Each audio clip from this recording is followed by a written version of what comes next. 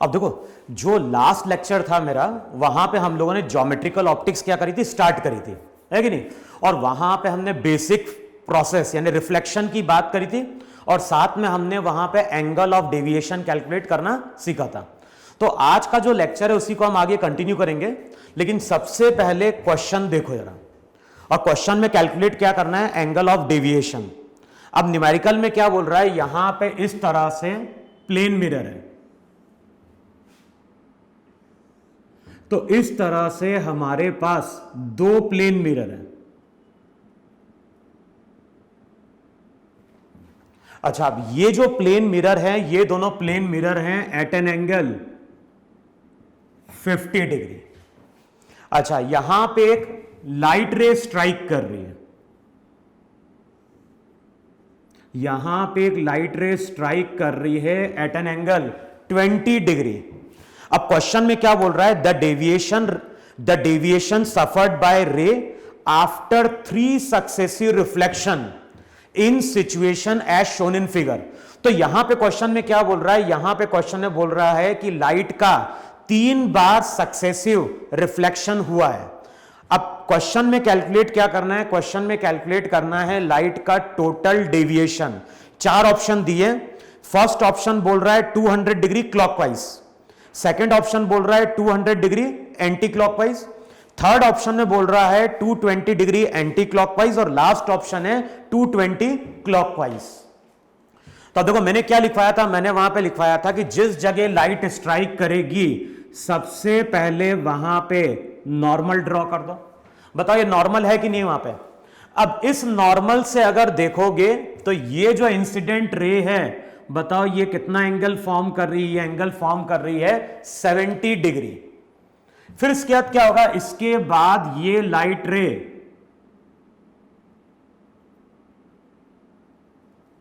इस तरह से स्ट्राइक कर रही होगी। अच्छा, ये यहां पे कितना हो गया, ये यहां पे हो गया 70। अच्छा, ये 50, ये 20, 70, तो ये एंगल हो गया वहां पे 20 डिग्री, 20 प्लस 50 70, तो ये 110।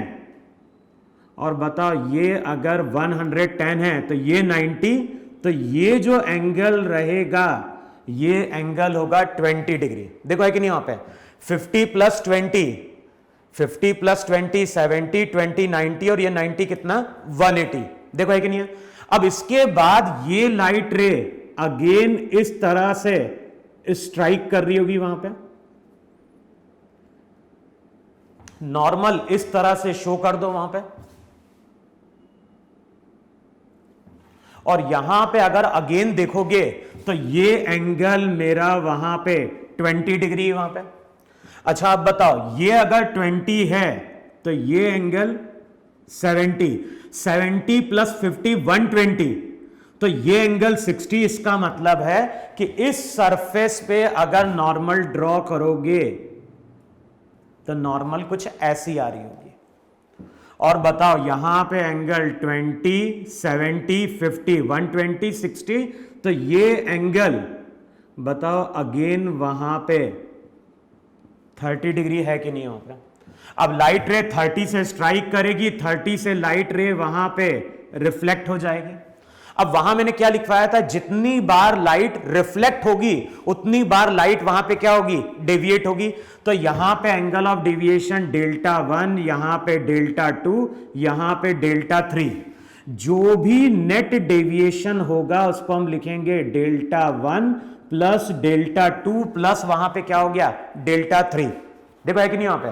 तो हम कर क्या रहे हैं, इन तीनों सरफेस पे जो डेविएशन हुआ है उसको वहां पे क्या कर दो, ऐड कर दो वहां पे।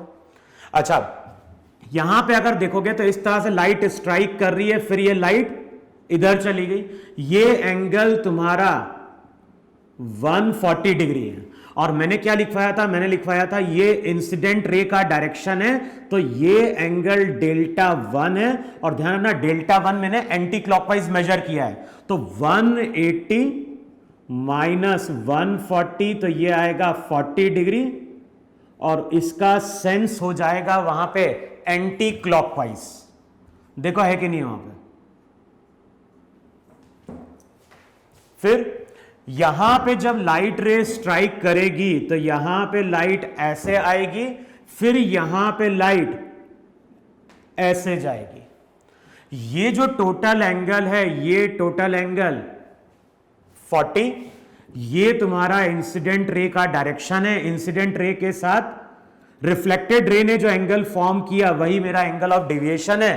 तो डेल्टा 2 यहां पे कैलकुलेट करोगे तो 180 माइनस 40 डिग्री, तो ये हो जाएगा 140, और इसका सेंस क्लॉकवाइज है। अच्छा, अब लास्ट वाले पे आओ। लास्ट वाले की अगर बात करोगे तो लाइट रे ऐसे टकरा रही है और ऐसे जा रही है। तो लाइट अगर इस पे टकराती है और इससे क्या होती है, बाहर निकलती है, तो ये एंगल 60 डिग्री, ये इंसिडेंट रे का डायरेक्शन है, और उसके साथ ये डेविएशन डेल्टा 3 क्लॉकवाइज। तो डेल्टा 3 हो जाएगा 180 माइनस 60, दैट इज 120 क्लॉकवाइज। अब मैंने क्या लिखवाया था, अगर सेंस सेम है, अगर सेंस सेम है तो सबको वहां पे हम क्या कर देंगे, ऐड कर देंगे वहां पे। तो अब यहां पे क्या करो, यहां पे अगर हम नेट डेविएशन की बात करते हैं तो चेक करो सबका सेंस सेम है क्या, इन दोनों का क्लॉकवाइज है, इसका एंटी क्लॉकवाइज है। अब किसी एक को साइन पॉजिटिव मान लो क्लॉकवाइज को हमने पॉजिटिव माना, तो क्या लिखोगे, 140 प्लस 120 माइनस 40 डिग्री। अब बताओ ये जो आएगा, ये आएगा 220 डिग्री, पॉजिटिव आ रहा है, और पॉजिटिव को हमने क्लॉकवाइज साइन दिया था वहां पे। तो यहां पे हम बोलेंगे कि जो भी लाइट है, लाइट का नेट डेविएशन यहां पे हो जाएगा कितना, 220 डिग्री। देखो है कि नहीं वहां पे। तो इस तरह से वहां पे लाइट का हम एंगल ऑफ डेविएशन क्या करते हैं, कैलकुलेट करते हैं वहां पे। तो इतना नोट डाउन कर लो पहले वहां पे, फिर आगे हम बढ़ते हैं इसको। तो इतना नोट करो रहा।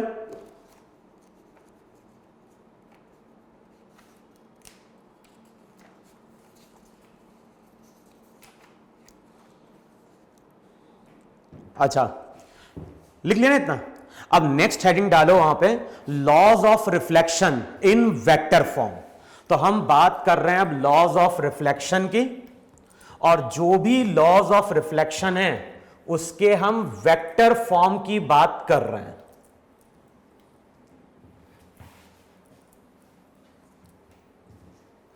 तो देखो अब यहां पे हम क्या डिफाइन कर रहे हैं, यहां पे हम डिफाइन कर रहे हैं एक प्लेन मिरर।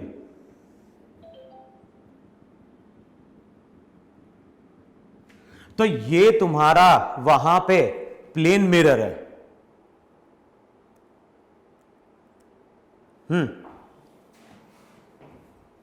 अब क्वेश्चन में क्या बोल रहा है, ये एक प्लेन मिरर है,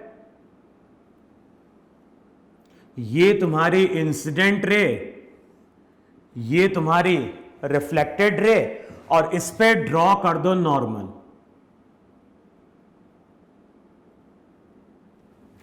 अब देखो इससे पहले हम लोग पढ़ चुके हैं वहां पे कि जो मेरा एंगल ऑफ इंसिडेंस होगा वही मेरा वहां पे एंगल ऑफ रिफ्लेक्शन होगा। तो ये हो गया तुम्हारा प्लेन मिरर। प्लेन मिरर पे लाइट स्ट्राइक कर रही है और लाइट क्या हो रही है, रिफ्लेक्ट हो रही है। अब हम लोग क्या डिफाइन कर रहे हैं, जिस डायरेक्शन में इंसिडेंट रे है उस डायरेक्शन में एक यूनिट वेक्टर ले रहे हैं, और इस यूनिट वेक्टर को हम बोल रहे हैं E1 कैप। तो E1 कैप क्या है, E1 कैप यहां पे यूनिट वेक्टर है along the direction of incident रे। फिर यहां पे हम लोगों ने एक और यूनिट वेक्टर कंसीडर किया है along the direction of reflected ray, और इसको हमने E2 कैप बोला। फिर एक और हमने यूनिट वेक्टर कंसीडर किया है along the direction of normal, तो उसको हम बोल रहे हैं N कैप। तो E1 कैप, E2 कैप और N कैप ये सब मेरे यूनिट वेक्टर हैं। यूनिट वेक्टर वो वेक्टर था जिसका मैग्नीट्यूड 1 था, तो E1 यहां पे यूनिट वेक्टर है along the direction of incident रे, E2 यहां पे यूनिट वेक्टर है along the direction of reflected ray, और N कैप मेरा यहां पे यूनिट वेक्टर है along the direction of normal. अब प्रूफ क्या करना है, तो रिजल्ट लिखो वहां पे जो चीज हमें प्रूफ करनी है। तो हमें प्रूफ करना है वहां पे कि जो भी E2 कैप है, रिजल्ट हमें प्रूफ करना है वहां पे E2 कैप किसके बराबर, E1 cap minus twice of E1 cap minus twice of E1 cap dot N cap into N cap. तो ये डॉट प्रोडक्ट है और ये सिंपली एन कैप वहां पे क्या हो रहा है, मल्टीप्लाई हो रहा है। अब इस रिजल्ट को यहां पे हमें क्या करना है, प्रूफ करना है। तो कैसे प्रूफ करोगे, इस लाइन को एक्सटेंड करो और यहां पे एक लाइन ड्रॉ करो, इसको बोलो ओ पी। तो ओपी हमने एक लाइन खींची है किसके along, along the direction of incident रे। अब जो रिफ्लेक्टेड रे है उसके अलोंग भी हमने एक लाइन खींची ओ क्यू। तो ओपी मेरी वहां पे क्या एक लाइन है along the direction of incident ray, O Q मेरी यहां पे एक लाइन है along the direction of reflected ray. और इन दोनों को ज्वाइन करके हम एक और लाइन खींच रहे हैं और ये लाइन है मेरी वहां पे पी क्यू, यहां पे आर। अब ध्यान रखना वहां पे जो PQ लाइन है, PQ लाइन मेरी वहां पे क्या है, वर्टिकल है। अच्छा अब ये चेक करो, ये एंगल अगर आई है तो ये एंगल वहां पे हो जाएगा पाई बाय 2 माइनस आई। देखो 90 माइनस आई है कि नहीं है। फिर अगर मैं आगे इसको एक्सटेंड करूंगा तो ये आई, तो ये भी अगेन कितना, पाई बाय 2 माइनस आई। अब बताओ यहां पे एक ट्राइंगल का साइड है, यहां पे एक ट्राइंगल है, यहां पे ट्राइंगल का एक साइड है, यहां पे एक साइड है और ये तीसरा साइड है। और यहां से जब हम परपेंडिकुलर ड्रॉ कर रहे हैं तो ये एंगल और ये एंगल तुम्हारे क्या बन गए, सेम बन गए। अच्छा अब बताओ ये जो ट्राइंगल रहेगा, बताओ ये ट्राइंगल तुम्हारा आइसोसेलेस ट्राइंगल बनेगा कि नहीं बनेगा वहां पे, क्योंकि भाई ये डिस्टेंस तो मेरा सेम है, तो जो ये डिस्टेंस होगा वो यही डिस्टेंस होगा वहां पे। देखो है कि नहीं वहां पे। तो ये साइड और ये साइड तुम्हारा इक्वल निकल के आएगा। तो जो ट्राइंगल है ये ट्राइंगल मेरा आइसोसेलेस ट्राइंगल है।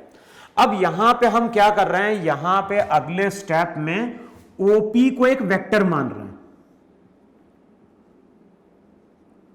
अगले स्टेप में हम क्या कर रहे हैं, ओपी को एक वेक्टर मान रहे हैं। अगले स्टेप में हमने पीक्यू को भी एक वेक्टर माना।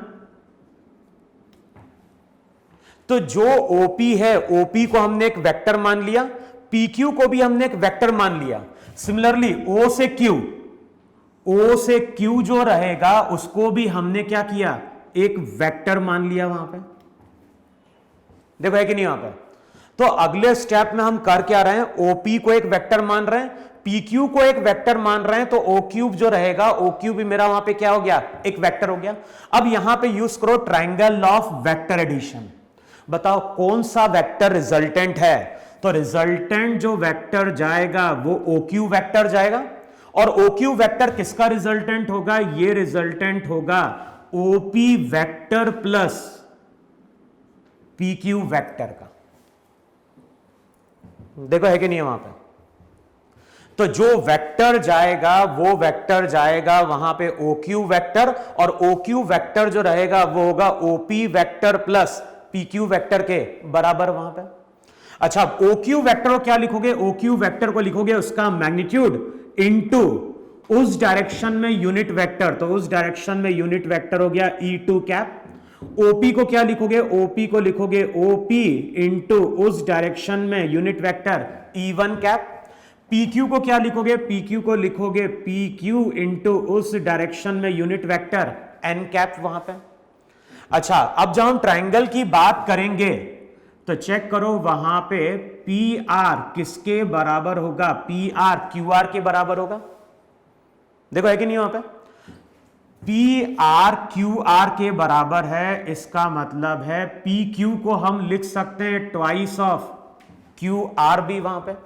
तो अगले स्टेप में जो PQ रहेगा, PQ को लिखो वहां पे ट्वाइस ऑफ QR। देखो लिख सकते नहीं सकते हो। तो PQ को लिखो वहां पे ट्वाइस ऑफ QR। अगले स्टेप में OQ से डिवाइड करो, OQ से डिवाइड करोगे तो E2 cap equals to E1 cap. यहां पे हो जाएगा OP by OQ E1 cap plus twice of QR upon OQ into N cap. अच्छा अब ये भी हमें मालूम है कि OP किसके बराबर है, ट्राइंगल आइसोसेलेस है तो OP ओ क्यू के बराबर है, और ओपी अगर ओ क्यू के बराबर है तो ये वैल्यू तो हो गई 1। तो अगले स्टेप में E2 कैप आ गया E1 cap plus 2QR upon O Q into N cap. अब मुझे क्या करना है, QR और OQ को क्या करना है, एलिमिनेट करना है। अब कैसे एलिमिनेट करोगे, तो मैं बोल रहा हूं E1 वेक्टर डॉट प्रोडक्ट लो। किस वेक्टर का डॉट प्रोडक्ट लेना है, E1 कैप और N कैप का। अब हमें मालूम है कि दो वेक्टर का अगर डॉट प्रोडक्ट लेते हो तो रिजल्ट बनता है वहां पे ए बी कॉस थीटा। अब सबसे पहले चेक करो एंगल कहां पे है, तो एंगल अगर देखने जाओगे तो इस डायरेक्शन में तो एन कैप है। दो वेक्टर के बीच में एंगल कब मिलेगा, जब दोनों के टेल टू टेल वहां पे क्या करेंगे, कोइंसाइड करेंगे। तो E1 कैप को वहां पे क्या कर दो, एक्सटेंड कर दो वहां पे।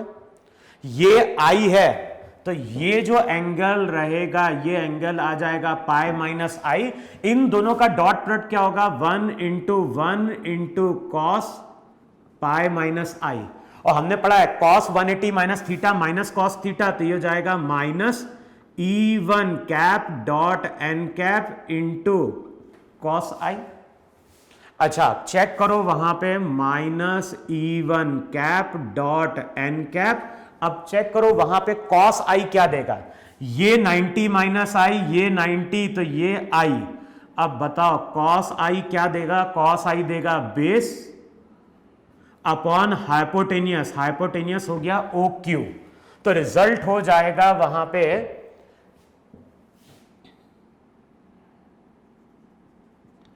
देखो, चेक करो ये बन रहा है कि नहीं बन रहा है यहां पे।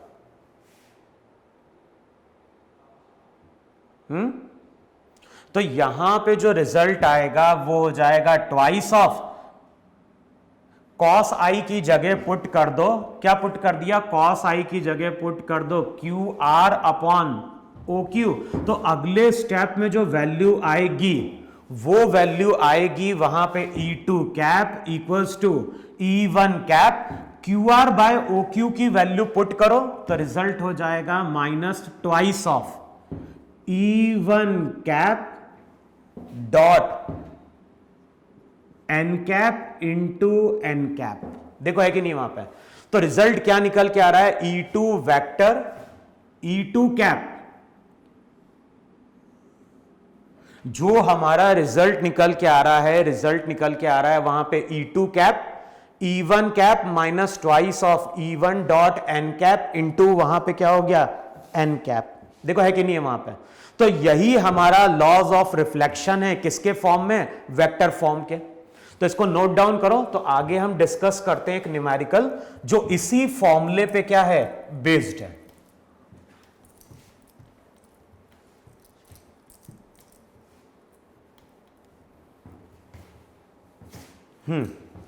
अब लिखो क्वेश्चन जरा यहां पे, और जो क्वेश्चन है क्वेश्चन में इसी फॉर्मूले को वहां पे क्या करना है, यूज करना है। अब क्वेश्चन में क्या बोल रहा है, a ray of light is incident on a plane mirror along a vector I cap plus j cap, along a vector I cap plus j cap minus k cap। तो इस डायरेक्शन में हमारी incident ray है। तो question में बोल रहा है कि इंसिडेंट रे है जो इस वेक्टर के अलोंग है। The normal on the incidence point is along I cap plus j cap. तो I cap plus j cap के अलोंग वहां पे नॉर्मल रे है या नॉर्मल है। तो इंसिडेंट रे के अलोंग वेक्टर मालूम है, नॉर्मल के अलोंग वेक्टर मालूम है। अब क्वेश्चन में क्या फाइंड आउट करना है, then find out unit vector along the direction of reflected ray. तो बेसिकली हमें E2 कैप वहां पे क्या करना है, फाइंड आउट करना है। E2 कैप क्या था, E2 कैप वहां पे यूनिट वेक्टर था along the direction of reflected रे। देखो यही था कि नहीं था वहां पे। अब वैल्यू अगर पुट करोगे वहां पे तो E2 cap E1 cap unit vector along the direction of incident रे। तो ये इंसिडेंट रे उसके अलोंग वेक्टर है, और किसी भी वेक्टर को अगर हम डिवाइड कर दें उसके मैग्नीट्यूड से तो बताओ उस डायरेक्शन में यूनिट वेक्टर मिलेगा कि नहीं मिलेगा। फॉर्मूला सबको याद है, किसी भी वेक्टर को हम लिखते थे उसका मैग्नीट्यूड इनटू उस डायरेक्शन में यूनिट वेक्टर। तो अगर वेक्टर को हम डिवाइड कर दें उसके मैग्नीट्यूड से, तो हमें उस डायरेक्शन में क्या मिल जाएगा, उस डायरेक्शन में मिल जाएगा हमें यूनिट वेक्टर वहां पे। तो अब यहां पे डिवाइड करो 3 से और यहां पे डिवाइड करो √2 से, -2 इंटू E1, तो E1 हो गया आई cap plus j cap minus k cap divided by √3 dot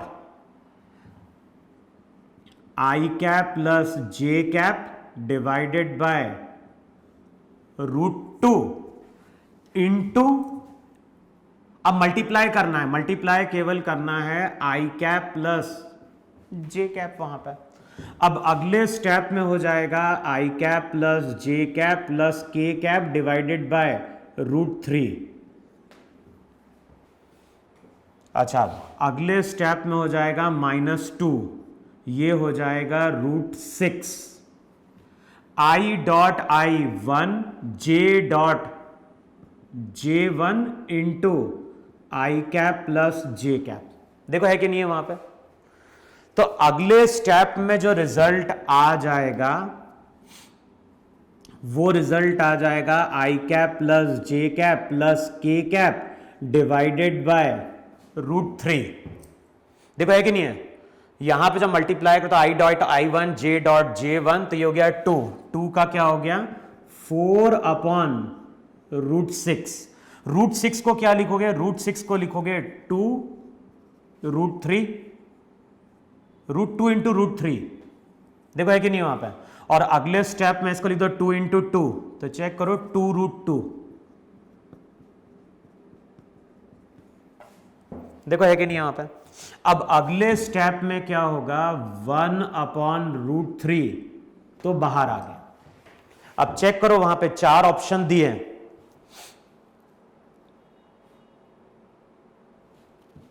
देखो वैल्यू अब क्या निकल के आएगी वहां पे,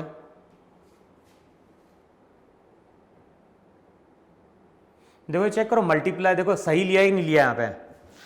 क्वेश्चन में क्या बोल रहा है, a ray of light is incident on a plane mirror along a vector i cap plus j cap minus k cap. उसको डिवाइड कर दिया हमने √3 से, तो आ गया यूनिट वेक्टर। फिर इसको हमने डिवाइड कर दिया √2 से, तो E1 vector minus twice of हो जाएगा E1 dot N cap into N cap. अच्छा, इंटू एन कैप है ना, तो एन कैप भी तो आएगा √2, ठीक है ना। तो √2 इंटू √2, 2 कैंसल आउट होगा। तो चेक करो जरा, एक मिनट देखो जरा, ये 2 तो कैंसल आउट हो गया, बचा कितना वहां पे 1 by √3 I dot I1 J dot J1, बाकी टर्म तो हो गई 0, तो ये हो गया 2। देखो चेक करो बन रहा है कि नहीं बन रहा है। अब अगले स्टेप में क्या होगा, अगले स्टेप में होगा 1 बाय √3, तो बाहर आ गया आई cap plus j cap minus k cap. यहां पे 2 है, तो ये हो जाएगा -2 आई कैप माइनस 2 जे कैप। तो वैल्यू हो जाएगी 1 by √3 I cap -2 I cap, तो ये हो जाएगा minus I cap minus J cap minus k cap divided by √3। देखो चेक करो है कि नहीं वहां पे। तो जो 4 ऑप्शन हैं उनमें से एक ऑप्शन ये तुम्हारा दिया हुआ है। तो बेसिकली यहां पे हम किसकी बात कर रहे हैं, यहां पे हम बात कर रहे हैं रिफ्लेक्टेड रे के अलोंग हमें यूनिट वेक्टर कैलकुलेट करना था। तो जब भी वेक्टर फॉर्म में इक्वेशन अगर दिए, अगर हमें इंसिडेंट रे या फिर रिफ्लेक्टेड रे या फिर नॉर्मल के अलोंग वेक्टर दिया हुआ है, तो वेक्टर फॉर्म में अगर इक्वेशन यूज करनी है तो यही फॉर्मूला वहां पे हम लोग क्या कर रहे होंगे, अप्लाई कर रहे होंगे। क्लियर हो इतना। फिर देखो वहां पे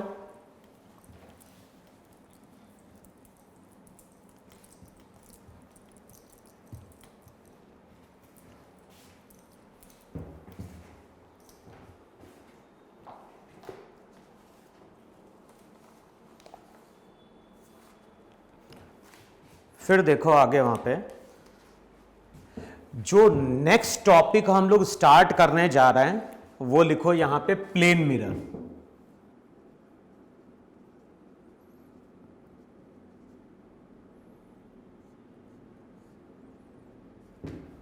तो नेक्स्ट हेडिंग डालो वहां पे प्लेन मिरर।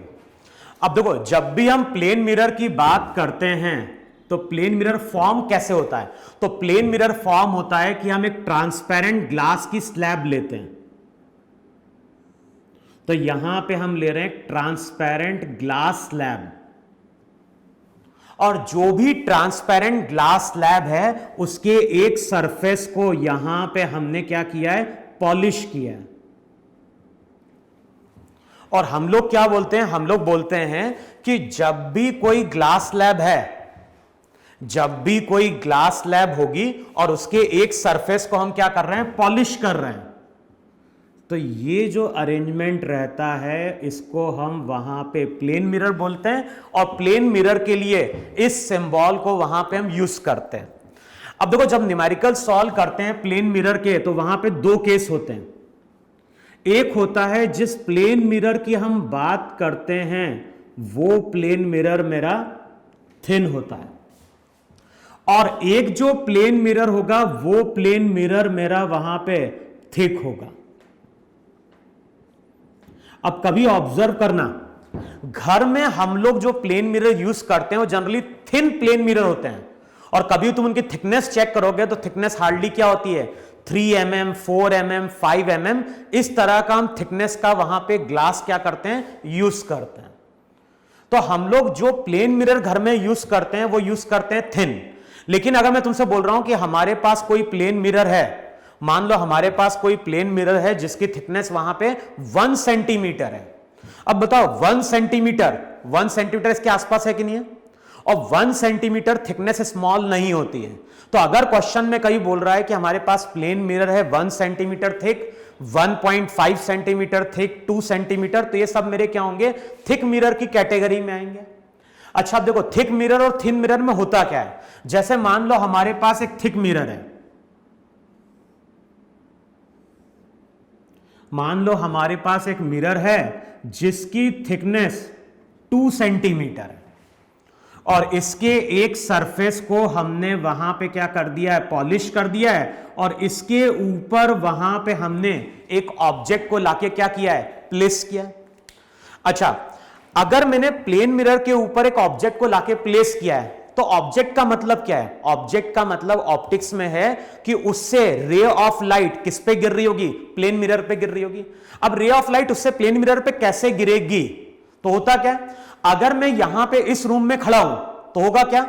रूम के जो ट्यूब्स हैं, जो लाइट लगी है, वो लाइट किस पे पड़ रही है? मेरे पड़ रही है। और आफ्टर रिफ्लेक्शन मेरे से वो लाइट क्या हो रही है? किसी पर्सन की आईज पे या फिर कैमरे पे जा रही है वहां पे। तो सेम चीज होती है, अगर मैं किसी ऑब्जेक्ट की बात कर रहा हूं तो उस ऑब्जेक्ट के ऊपर कोई लाइट का सोर्स पड़ रहा होगा, और जब लाइट का सोर्स पड़ेगा तो आफ्टर स्कैटरिंग या आफ्टर रिफ्लेक्शन उस ऑब्जेक्ट से रे ऑफ लाइट हर डायरेक्शन में क्या करेगी? मूव कर जाएगी। तो यहां पे एक ऑब्जेक्ट है जिससे रे ऑफ लाइट आ रही है। अब इस ऑब्जेक्ट से नंबर ऑफ रेज आ रही होंगी, ये ध्यान रखना। फिर हमने ये भी पढ़ा था कि जो लाइट रे नॉर्मली स्ट्राइक करती है वो तो अपने पाथ को रिट्रेस कर जाती है, लेकिन देखो यहां पे अगर देखोगे तो ये एयर है, ये ग्लास है, और सबसे पहले हो क्या रहा है? सबसे पहले अगर देखोगे तो लाइट रे एयर से ग्लास में जा रही है, और इतना हमें मालूम है कि जब भी लाइट रे एक मीडियम से दूसरे मीडियम में जाती है तो पहले वहां पे लाइट का रिफ्रैक्शन होता है। तो पहले यहां पे लाइट का रिफ्रैक्शन होगा, और लाइट का रिफ्रैक्शन होगा एयर से ग्लास में। तो सबसे पहले लाइट का रिफ्रैक्शन होगा किससे? एयर से ग्लास में। फिर उसके बाद क्या होगा? लाइट रे एयर से ग्लास में आ रही है तो ये बेंड करेगी टुवर्ड्स द नॉर्मल। फिर यहां पे लाइट का अगले स्टेप में रिफ्लेक्शन होगा। तो पहले लाइट का रिफ्रैक्शन हुआ, फिर उसके बाद लाइट का वहां पे क्या हुआ? रिफ्लेक्शन हुआ। इसके बाद ये लाइट वापस जाएगी, और इसके बाद जब ये लाइट वापस जाएगी तो ये लाइट वापस जाएगी ग्लास से एयर में, तो ये बेंड कर जाएगी अवे फ्रॉम द नॉर्मल। तो लाइट का पहले रिफ्रैक्शन होगा एयर से ग्लास में, फिर रिफ्लेक्शन होगा, फिर उसके बाद अगेन लाइट का रिफ्रैक्शन होगा, और ये रिफ्रैक्शन होगा ग्लास से एयर में। तो हम लोग क्या बोलते हैं कि जब मिरर थिक होता है तो वहां पे लाइट 2 बार रिफ्रैक्ट होती है और 1 बार रिफ्लेक्ट होती है। अब फाइनली ये रे ऑफ लाइट क्या होगी, कहीं पे मीट करते हुए दिखाई देगी, और जिस जगह मीट करते हुए दिखाई देगी वहीं पे फाइनली वर्चुअल इमेज बनेगी। क्लियर? तो यहां पे अगर मैं तुमसे बोल रहा हूं कि प्लेन मिरर इमेज कैसे फॉर्म करेगा, तो हम क्या बोलेंगे, रिफ्रैक्शन, रिफ्लेक्शन, रिफ्रैक्शन, उसके बाद जाके हमें फाइनली इमेज की पोजीशन मिलेगी। लेकिन अगर मैं तुमसे बोलता हूं कि हमारे पास कोई मिरर है और वो मिरर थिन है, बताओ मिरर अगर बहुत ही ज्यादा थिन होगा तो बताओ उस केस में क्या चीज बहुत ही नेग्लिजिबल होगी, ये जो बेंडिंग होगी। देखो कोई लाइट रे ऐसे आई और ऐसे अब बेंड कर गई, तो जितना थिक होगा उतना ज्यादा क्या होगा, ये डिस्टेंस मिल रहा होगा। लेकिन अगर मैं यहीं पे प्लेन मिरर लगा दूं तो क्या होगा, तो फिर जो लाइट रहेगी उसको जो रिफ्रैक्शन मिलेगा, रिफ्रैक्शन के लिए मीडियम की थिकनेस बहुत ही स्मॉल हो जाएगी। तो हम लोग क्या बोलते हैं वहां पे कि अगर थिन मिरर है तो इसका मतलब है एयर से ग्लास और ग्लास से एयर, रिफ्रैक्शन को हम नेग्लेक्ट करते हैं।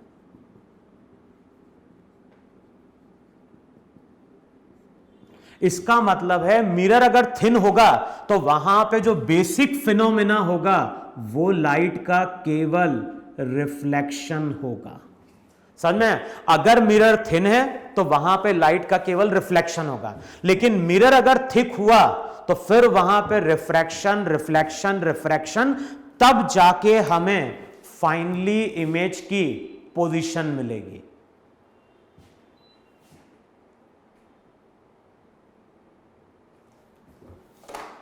क्लियरली रो इतना? तो हम लोग देखो, हम लोग ये मिरर भी डिस्कस करेंगे, ये मिरर भी डिस्कस करेंगे, लेकिन थिक मिरर की हम बात कब करेंगे, जब हम लोग रिफ्रैक्शन पढ़ चुके होंगे। तो अभी हम जिस मिरर की बात करेंगे वो मिरर मेरा वहां पे थिन होगा। तो क्वेश्चन में अगर कुछ नहीं बोल रहा है तो हमें थिन मिरर लेके चलना है।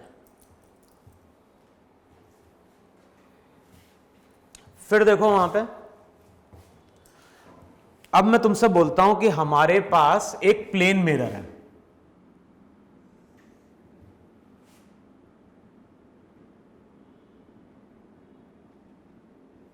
देखो इस तरह से हमारे पास एक प्लेन मिरर है, और जो भी प्लेन मिरर है, ये प्लेन मिरर मेरा कौन से प्लेन में, एग्जैक्ट प्लेन में।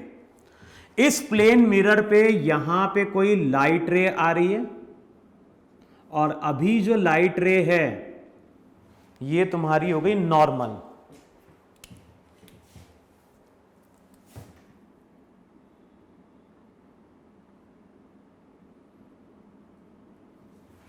और इस नॉर्मल के साथ ये लाइट रे कितना एंगल फॉर्म कर रही है, आई। ये भी वहां पे क्या हो गया, आई। तो जो भी प्लेन मिरर है उस पर लाइट स्ट्राइक कर रही है at an angle I, after reflection angle कितना, आई। अब जो भी मिरर है, मिरर को हम किसके अबाउट रोटेट कर रहे हैं, मिरर को हम रोटेट कर रहे हैं अबाउट जेड एक्सिस। लेकिन जो भी जेड एक्सिस है वो कहां से पास कर रही है, वो पास कर रही है पॉइंट ऑफ इंसिडेंस पे। जिस जगह लाइट टकरा रही है वहीं से हमने एक एक्सिस पास करा दी, और इस जेड एक्सिस के अबाउट मिरर को हम क्या कर रहे हैं, रोटेट करा रहे हैं। अब मान लो ये जो मिरर है, ये मिरर रोटेट कर गया कितने एंगल से, ये रोटेट कर गया एट एन एंगल थीटा से। अब हमें मालूम है ये अगर मिरर है तो ये इसकी नॉर्मल है। अगर मिरर थीटा एंगल से रोटेट करेगा तो जो नॉर्मल रहेगी वो भी थीटा एंगल से क्या कर जाएगी, रोटेट कर जाएगी। तो चेक करो ये तुम्हारी न्यू नॉर्मल होगी कि नहीं होगी। जो भी न्यू नॉर्मल है, न्यू नॉर्मल कितना एंगल फॉर्म कर गई, थीटा विद द वर्टिकल। अच्छा, जब भी हम लॉज ऑफ रिफ्लेक्शन की बात करते हैं तो angle of incidence, angle of reflection किससे मेजर किए जाते हैं? ये मेजर किए जाते हैं नॉर्मल से। तो अब बताओ ये न्यू नॉर्मल होगी तो ये एंगल वहां पे हो गया आई प्लस थीटा, वहां पे देखो है कि नहीं वहां पे। अब रिफ्लेक्टेड रे का क्या होगा? रिफ्लेक्टेड जो रे रहेगी वो कुछ ऐसी जाएगी और इससे इसका एंगल बनेगा आई प्लस थीटा। देखो है कि नहीं वहां पे। आई प्लस थीटा जो एंगल है वो एंगल तो न्यू नॉर्मल से, वर्टिकल से अगर चेक करोगे तो ये एंगल यहां तक का होगा आई प्लस 2 थीटा। देखो है कि नहीं है, ये थीटा, ये आई प्लस थीटा, तो ये एंगल हो गया आई प्लस 2 थीटा। अच्छा ये एंगल कितना है? ये एंगल वहां पे आई था, ये तुम्हारी इनिशियली रिफ्लेक्टेड रे है और ये बाद में रिफ्लेक्टेड रे है। बताओ ये रे कितने एंगल से टर्न कर गई? अल्फा से। और अल्फा की वैल्यू क्या होगी? तो अल्फा की वैल्यू हो जाएगी आई प्लस 2 थीटा। जो भी अल्फा एंगल रहेगा, अल्फा एंगल हो जाएगा आई प्लस 2 थीटा, उससे माइनस कर दो किसको? आई को। तो रिजल्ट क्या करना है? आई प्लस 2 थीटा में से आई वहां पे सब्ट्रैक्ट कर दो तो अल्फा की वैल्यू वहां पे आएगी 2 थीटा। देखो है कि नहीं वहां पे।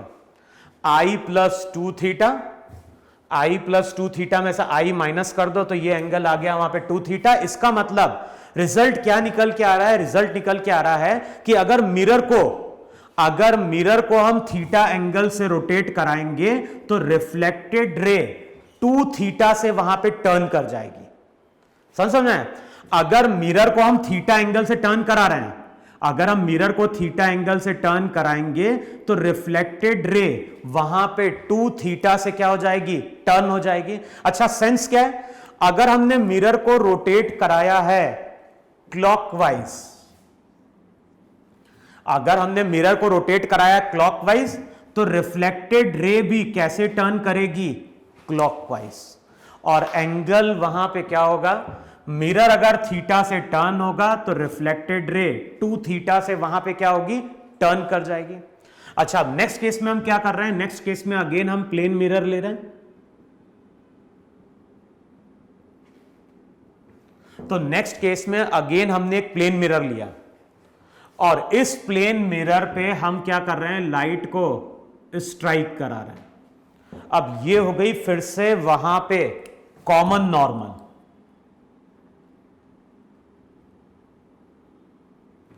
तो ये हो जाएगी वहां पे तुम्हारी कॉमन नॉर्मल। देखो है कि नहीं वहां पे। अब ये जो कॉमन नॉर्मल होगी, ये जो कॉमन नॉर्मल होगी, इससे वहां पे एंगल कितना बन रहा है? आई। ये तुम्हारी रिफ्लेक्टेड रे एंगल आई। देखो है कि नहीं वहां पे। अब मैं क्या बोल रहा हूं? अब मैं बोल रहा हूं यहां पे इससे पहले हमने क्या किया था? इंसिडेंट रे को हमने फिक्स रखा था और मिरर को केवल रोटेट कराया था। अब हम क्या कर रहे हैं? मिरर को फिक्स रख रहे हैं और इंसिडेंट रे को रोटेट करा रहे हैं। और मान लो हमने कितना रोटेट कराया?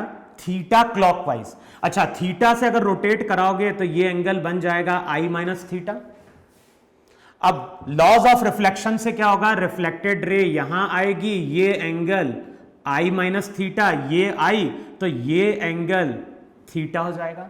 इसका मतलब है कि इंसिडेंट रे को अगर हम थीटा से क्लॉकवाइज रोटेट कराएंगे तो जो रिफ्लेक्टेड रे रहेगी वो थीटा से एंटी क्लॉकवाइज रोटेट करेगी।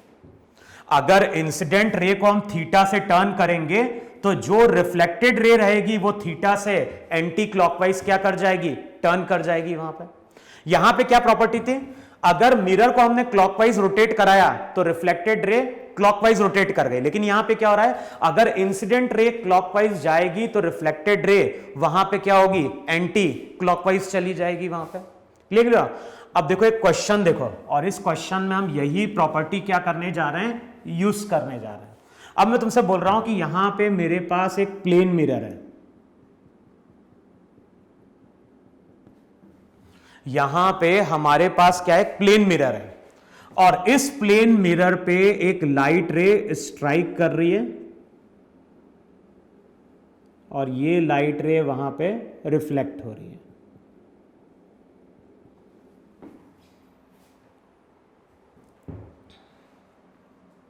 अब मान लो अगले स्टेप में हमने क्या किया, इसको रोटेट कराया 10 डिग्री से, इंसिडेंट रे को हमने रोटेट कराया 10 डिग्री से, और साथ में मिरर को हमने रोटेट करा दिया 15 डिग्री से।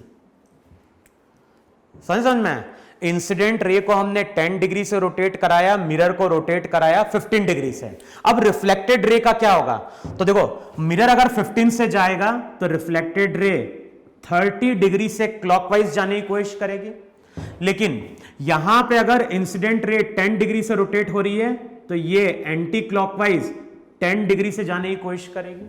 तो नेट जो डिफ्लेक्शन होगा वो नेट डिफ्लेक्शन होगा वहां पे 20 डिग्री का।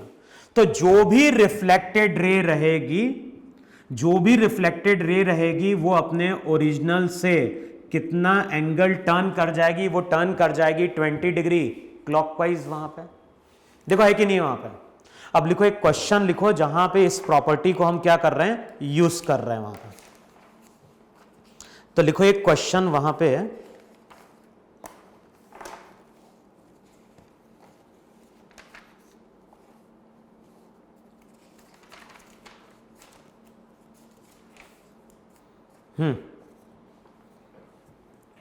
अब देखो क्वेश्चन में क्या बोल रहा है, क्वेश्चन में बोल रहा है वहां पे,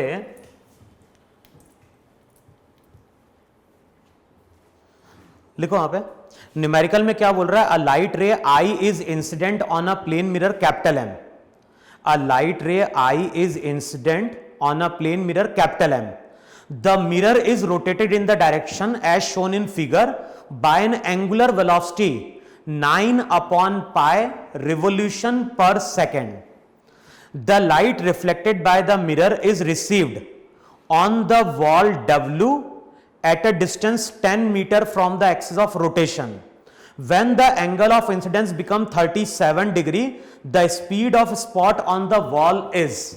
तो देखो क्वेश्चन में क्या बोल रहा है, क्वेश्चन में बोल रहा है कि ये तुम्हारा यहां पे एक प्लेन मिरर है।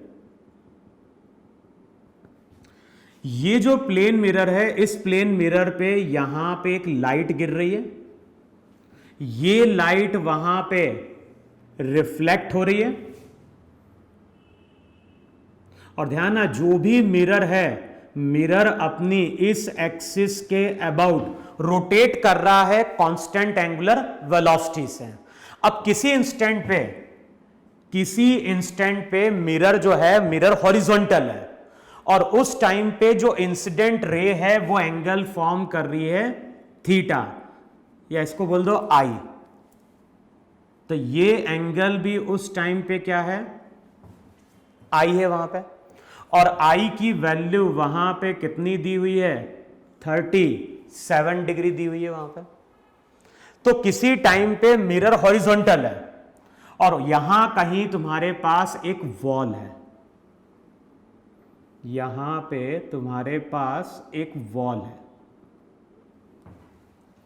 अच्छा, जो भी वॉल है वो ये वॉल यहां से कितने डिस्टेंस पे है, x डिस्टेंस पे है, और x की वैल्यू वहां पे दी हुई है कितनी, 10 मीटर।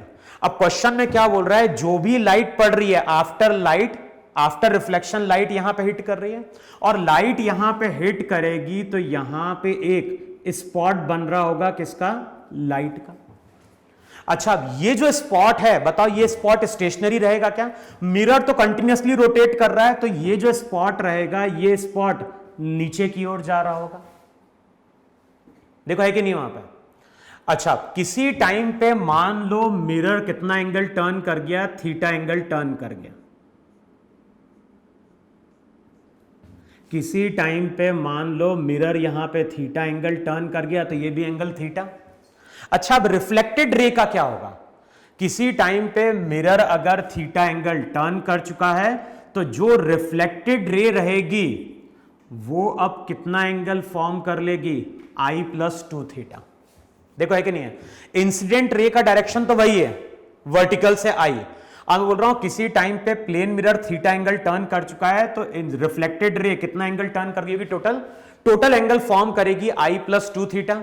अब ये एंगल अगर आई प्लस 2 थीटा है तो चेक करो ये भी एंगल आई प्लस 2 थीटा होगा। जो भी स्पॉट है, मान लो स्पॉट की हाइट y है।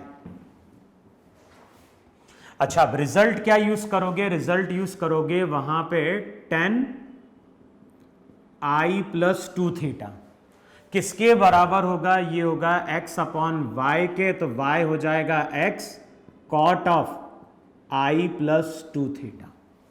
और ध्यान है ये मैंने जनरल रिजल्ट लिखा है, ये मैंने जनरल रिजल्ट लिखा है कि किसी टाइम पे मिरर क्या कर चुका है, किसी टाइम पे मिरर थीटा एंगल वहां पे टर्न कर चुका है।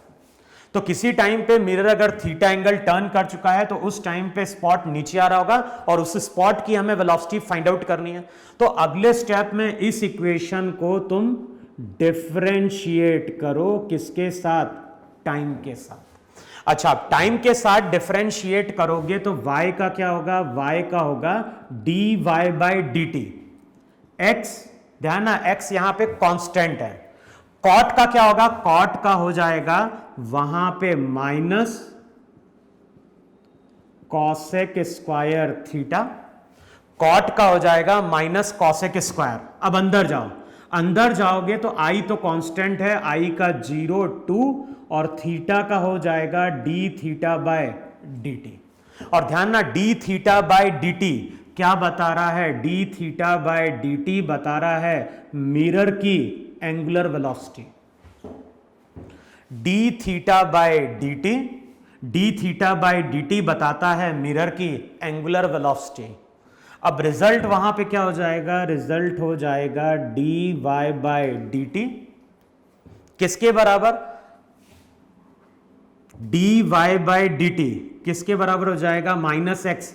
हमें केवल मैग्नीट्यूड से मतलब है, डायरेक्शन तो हमें मालूम है नीचे की ओर है। तो हम अगर केवल मैग्नीट्यूड की बात करेंगे, या लिखो बाद में पुट कर देंगे, तो ये जाएगा minus 2x D theta by D T into cosec square I plus 2 theta. ये जनरल रिजल्ट है। और हमें ये वैल्यू कब फाइंड आउट करनी है? हमें ये वैल्यू फाइंड आउट करनी है जब थीटा 0 है और आई की वैल्यू 37 डिग्री है। तो वैल्यू पुट करोगे D Y by D T, ये हो जाएगा, हमें केवल मैग्नीट्यूड से मतलब है, तो मैग्नीट्यूड क्या हो गया? 2x की वैल्यू 10, ओमेगा जो दिया है, ओमेगा दिया है वहां पे 9 अपॉन पाई, और दिया है ये रिवोल्यूशन पर सेकेंड। 1 रिवोल्यूशन जो होता है वो होता है 2 पाई, तो ओमेगा जो रहेगा वो हो जाएगा 18 upon pi into pi. 1 revolution होता है 2 पाई रेडियन पर सेकेंड, तो जो भी ओमेगा रहेगा, ओमेगा हो जाएगा 18 रेडियन पर सेकेंड। तो 2x ओमेगा इंटू क्या हो जाएगा? इंटू हो जाएगा कॉसेक स्क्वायर, ये हो जाएगा आई प्लस 2 थीटा, तो ये हो जाएगा कॉसेक स्क्वायर 2 इंटू 37 डिग्री। देखो है कि नहीं वहां पे?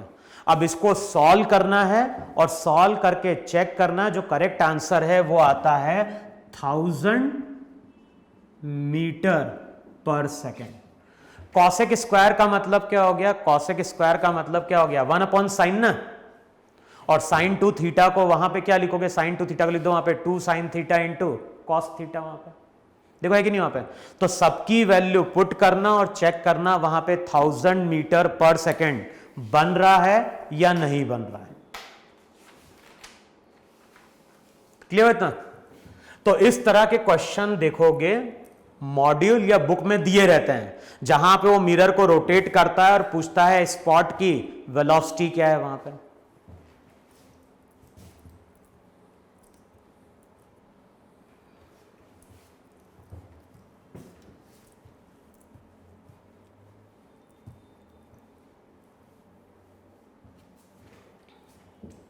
अच्छा, नेक्स्ट हेडिंग डालो वहां पे, और नेक्स्ट हेडिंग डालो वहां पे characteristic of image. Next heading डालो वहां पे characteristic of image due to reflection by a plane mirror. Characteristic of image due to reflection by a plane mirror. तो हम क्या बोल रहे हैं, हमारे पास एक प्लेन मिरर है, हमारे पास यहां पे एक प्लेन मिरर है, प्लेन मिरर के सामने हमने क्या किया है, एक ऑब्जेक्ट को लाके प्लेस किया, और बताओ ये जो ऑब्जेक्ट रहेगा ये ऑब्जेक्ट मेरा रियल है, तो इससे लाइट वहां पे डाइवर्ज होके बाहर आ रही होगी यहां पे इस तरह से, और मिरर पे क्या कर रही है, स्ट्राइक कर रही है। जो लाइट रे नॉर्मली स्ट्राइक करेगी वो तो अपने पाथ को रिट्रेस कर जाएगी, और जो आई एंगल से टकराएगी वही वो आई एंगल पे रिफ्लेक्ट कर जाएगी।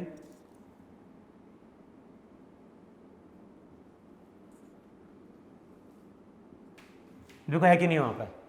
अच्छा, अब कुछ पॉइंट्स लिखो जिसको मैं वहां पे एक्सप्लेन करता हूं। पहला लिखो वहां पे, distance of object from mirror, distance of object from mirror equals to distance of image from the mirror. देखो अच्छा, हमने ये लास्ट क्लास में डिस्कस किया था कि ऑब्जेक्ट अगर रियल होगा तो इमेज वर्चुअल होगी, और वर्चुअल इमेज प्लेन मिरर के केस में कहां फॉर्म होती है, पीछे फॉर्म होती है। देखो यही था नहीं था, ऑब्जेक्ट जब रियल होगा तो इमेज हमारी वर्चुअल होगी, और ऑब्जेक्ट जब वर्चुअल होता है तो इमेज हमारी क्या होती है, रियल होती है। तो पहला पॉइंट क्या है, जितने डिस्टेंस पे ऑब्जेक्ट होगा उतने ही डिस्टेंस पे इमेज बनेगी behind the plane mirror. Second point लिखो वहां पे, all the incident ray from a point object, all the incident ray from a point object will meet at a single point after reflection from a plane mirror which is called image। तो next point क्या बोल रहा है, next point बोल रहा है जो भी ऑब्जेक्ट है, ऑब्जेक्ट से इंसिडेंट रे निकलेंगी, इंसिडेंट रे का रिफ्लेक्शन होगा, लेकिन आफ्टर रिफ्लेक्शन ये सभी लाइट रे एक ही पॉइंट पे क्या करेंगी, मीट करेंगी या मीट करते हुए दिखाई देगी, उसको हम इमेज बोलेंगे। फिर नेक्स्ट पॉइंट क्या है, the line joining a point object and its image is normal to the reflecting surface. तो नेक्स्ट पॉइंट क्या बोल रहा है, ऑब्जेक्ट और इमेज को ज्वाइन करने वाली जो लाइन रहेगी वो रिफ्लेक्टिंग सरफेस पे हमेशा क्या होगी, परपेंडिकुलर होगी। देखो है कि नहीं वहां पे।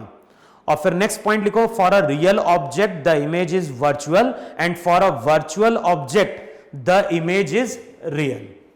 अब इन सभी प्रॉपर्टी को यूज करो। पहली प्रॉपर्टी क्या है, जितने डिस्टेंस पे ऑब्जेक्ट होगा, तो मान लो ये ऑब्जेक्ट अभी कितने डिस्टेंस पे है, डी पे, तो पहली प्रॉपर्टी क्या निकल के आ रही है, जितने डिस्टेंस पे ऑब्जेक्ट है उतने डिस्टेंस पे हमारी इमेज बन रही है। जितने डिस्टेंस पे ऑब्जेक्ट है उतने डिस्टेंस पे हमारी इमेज है। फिर नेक्स्ट पॉइंट क्या है, ऑब्जेक्ट और इमेज को ज्वाइन करने वाली जो लाइन रहेगी वो प्लेन मिरर पे हमेशा परपेंडिकुलर रहेगी। फिर नेक्स्ट पॉइंट क्या बोला है, जितनी भी रिफ्लेक्टेड रेज रहेंगी आफ्टर रिफ्लेक्शन ये एक ही पॉइंट पे क्या करेगी, मीट करेगी, और जिस जगह ये मीट करेगी वही हमारी क्या होगी, इमेज बनेगी वहां पे। क्लियर? इसका मतलब है कि जब भी हमें इमेज को लोकेट करना है तो मिनिमम हमें 2 रेज चाहिए, मिनिमम 2 रेज या तो किसी पॉइंट पे मीट कर जाएं या फिर मीट करते हुए दिखाई दें, वही हमारी इमेज की क्या होगी, पोजीशन होगी वहां पे। अगर मान लो कभी डायग्राम ऐसा दिया हुआ है कि ये तुम्हारा एक प्लेन मिरर है और यहां कहीं तुम्हारा एक ऑब्जेक्ट है,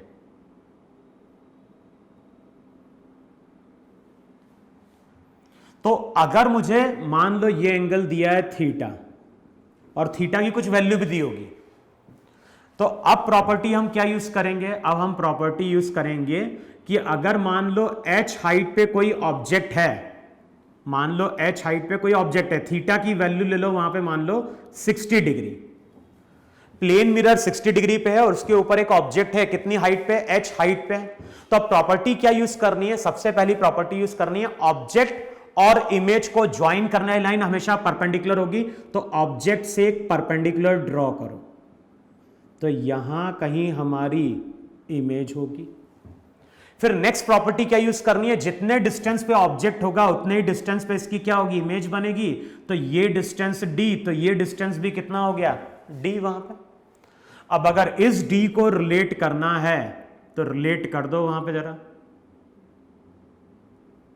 बताओ 60, 90, 30, ये 30, ये 60।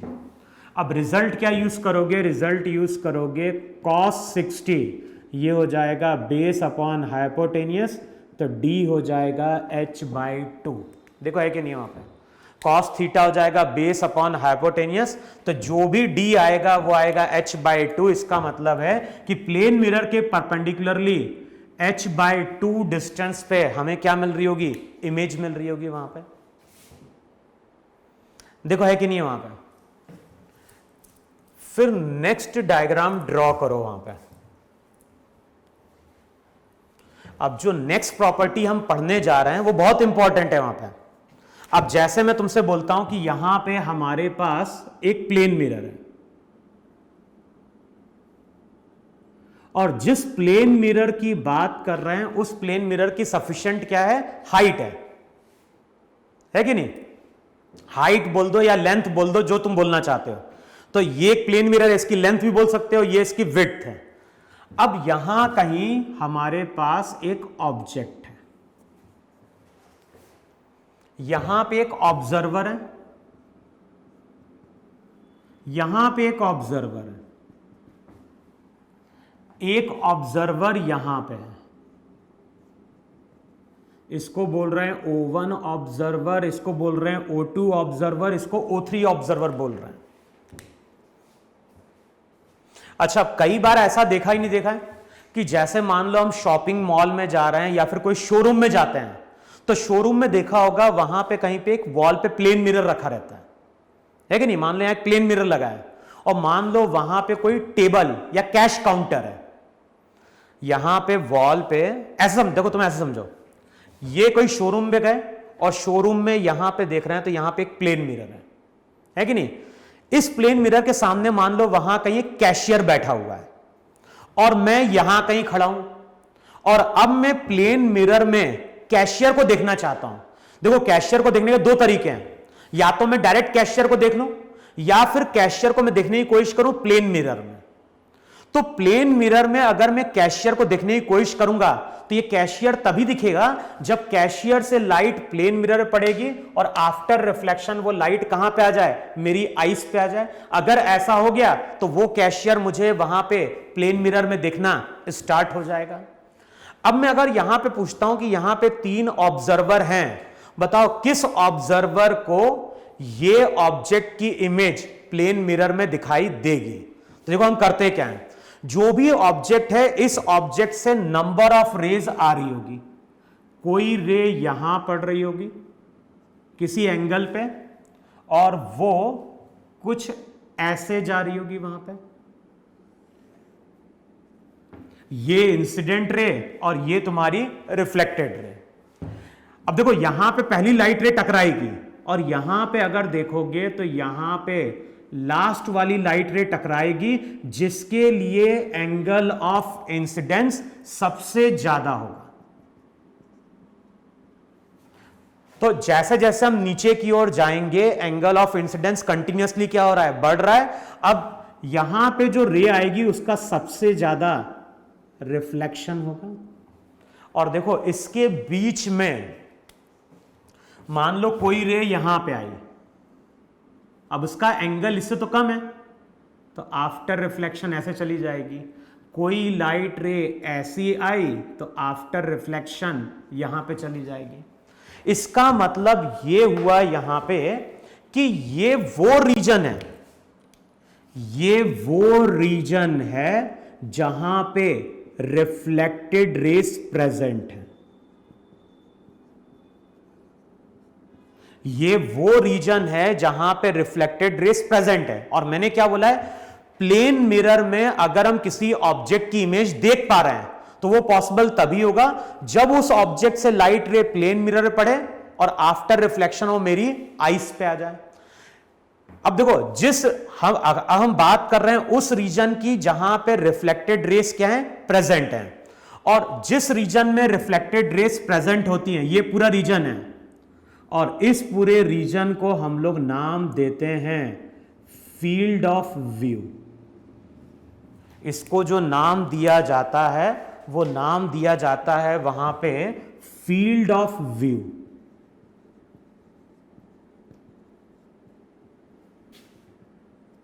Field of view.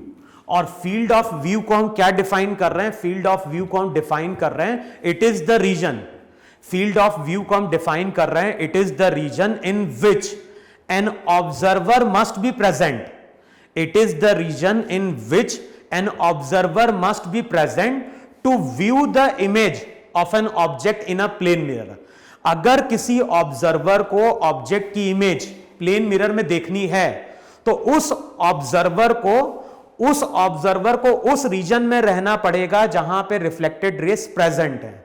और उस रीजन की हम बात करें जहां पे रिफ्लेक्टेड रेस प्रेजेंट है, उस रीजन को हम डिफाइन करते हैं वहां पे फील्ड ऑफ व्यू। क्लियर? तो फील्ड ऑफ व्यू को हम क्या डिफाइन कर रहे हैं, it is the region in which an observer must be present in order to view the image of an object. अगर किसी ऑब्जेक्ट की इमेज को देखना है तो ऑब्जर्वर जिस एरिया में प्रेजेंट रहेगा उस रीजन को हम लोग क्या बोलते हैं, फील्ड ऑफ व्यू बोलते हैं। अब ध्यान ना, इसको इमेज दिखाई देगी, इसको दिखाई देगी क्या, नहीं, इसके पास कोई भी रेज नहीं पहुंची, इसके पास कोई रेज पहुंची क्या, नहीं पहुंची। तो ये डिपेंड करेगा कि हम किस पोजीशन पे मिरर के सामने खड़े हैं, तभी वो कैशियर हमें क्या होगा, दिखाई देगा। अगर हमारी आईज फील्ड ऑफ व्यू में नहीं है तब तो जो कैशियर वहां बैठा है उसको हम इस प्लेन मिरर में देख नहीं पाएंगे। क्लियर? अब एक क्वेश्चन लिखो, बाकी क्वेश्चन हम लोग क्या करेंगे, अगली क्लास में डिस्कस भी करेंगे वहां पे।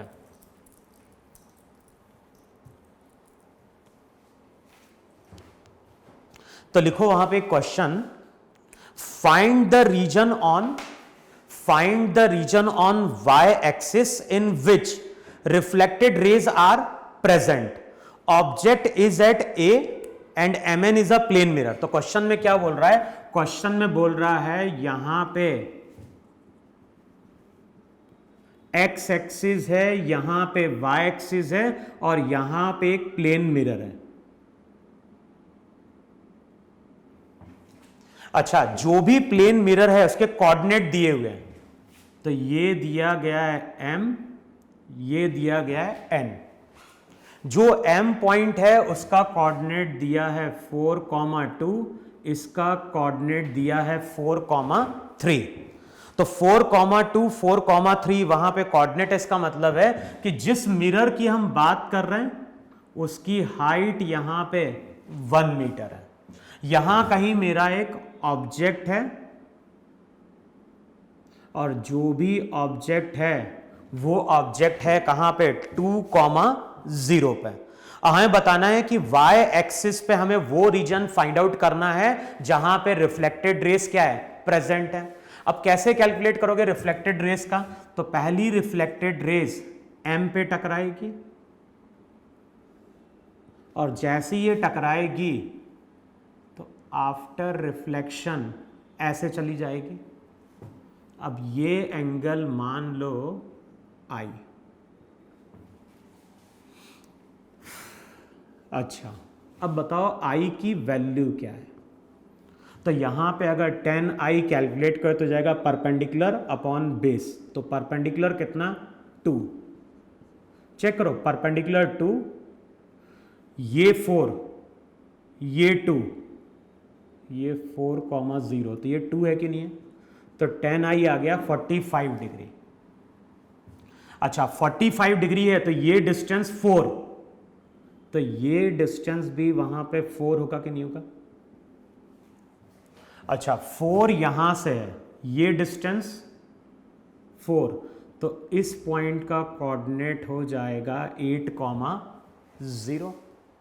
नहीं, 8,0 नहीं, ये 2 दिए ना हाइट, तो एक मिनट लिखो वहां पे 6,0। देखो है कि नहीं वहां पे। फिर एक इंसिडेंट रे लास्ट वाली यहां पे स्ट्राइक करेगी।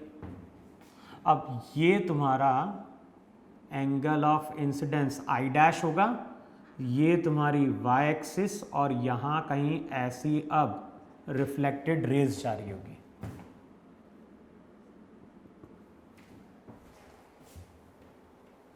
देखो है कि नहीं वहां पर? अच्छा, वो आई डैश है तो चेक करो ये भी आई डैश है कि नहीं है। अब बताओ 10 आई डैश क्या होगा? 10 आई डैश हो जाएगा परपेंडिकुलर, परपेंडिकुलर हो गया 3 बेस 2।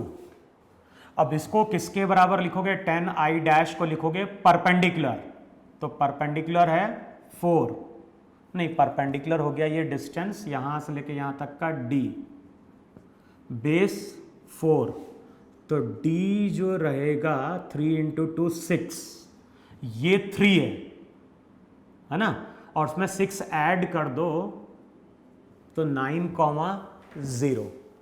तो चेक करो, हम ऐसा बोल सकते हैं, नहीं बोल सकते हैं कि जो भी रिफ्लेक्टेड रेज है उसका रीजन है 6,0 से 9,0 तक। अच्छा 0,6 नहीं, एक मिनट, x है ना ये, तो 0,6 0,9, तो हम लोग बोलेंगे जो भी रिफ्लेक्टेड रेज है वो 0,6 से लेके 0,9 तक है। इसका मतलब है कि अगर कोई ऑब्जर्वर फील्ड ऑफ व्यू में है तभी वो उस ऑब्जेक्ट की इमेज को प्लेन मिरर में देख पाएगा। क्लियर? तो अब तुम लोगों को करना क्या है, आज जितना भी पार्ट हमने डिस्कस किया है प्लेन मिरर का, रोटेशन का या फील्ड ऑफ व्यू का, अब तुम्हें उससे रिलेटेड क्वेश्चन सॉल्व करने हैं। अगली क्लास में हम क्या करेंगे? अगली क्लास में हम फील्ड ऑफ व्यू से कुछ रिलेटेड क्वेश्चन सॉल्व करेंगे, फिर वहां पे हम बात करेंगे वेलोसिटी की, फिर हम नंबर ऑफ मिरर्स का कॉम्बिनेशन लेंगे, और ये टॉपिक जो रहेगा प्लेन मिरर वो हमारा क्या होगा? खत्म हो जाएगा। तो अगले लेक्चर में हम प्लेन मिरर का टॉपिक क्या करेंगे? कंप्लीट करने की कोशिश करेंगे। उससे पहले तुम्हें करना क्या है? रोटेशन के और फील्ड ऑफ व्यू के जो क्वेश्चन मिलते हैं उसको सॉल्व करने की कोशिश करना। ठीक है, तो इतना नोट डाउन कर लो।